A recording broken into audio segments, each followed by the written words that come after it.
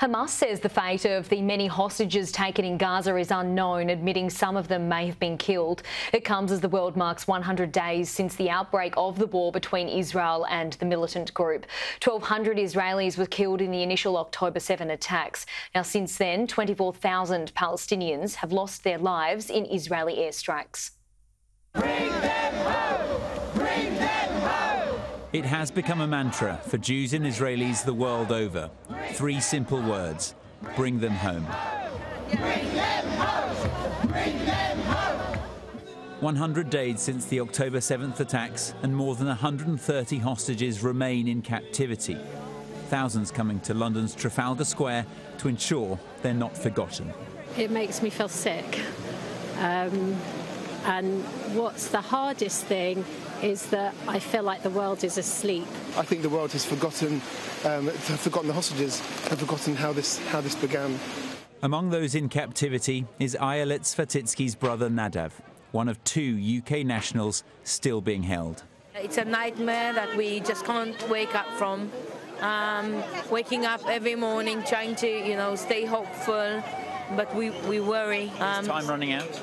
I believe so. Former Home Secretary Suella Braverman was also in the crowd and joined in a 100-second silence. We need to stand with Israel continually throughout this bitter and cruel and evil conflict. It's clear there's still a great deal of sympathy for the remaining hostages and all those affected by the October 7th attacks. But that is just one side of the story now, of course. The other is what's happening in Gaza and the fact that Israel now stands accused of genocide in the International Court of Justice.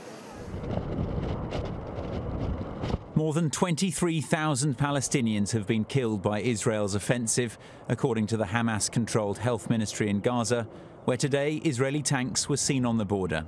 We are fighting a defensive war to bring back the hostages we fear Hamas is raping. The killing of more than 20,000 Palestinians be counted as defensive? We are acting in accordance with international law to pursue Hamas.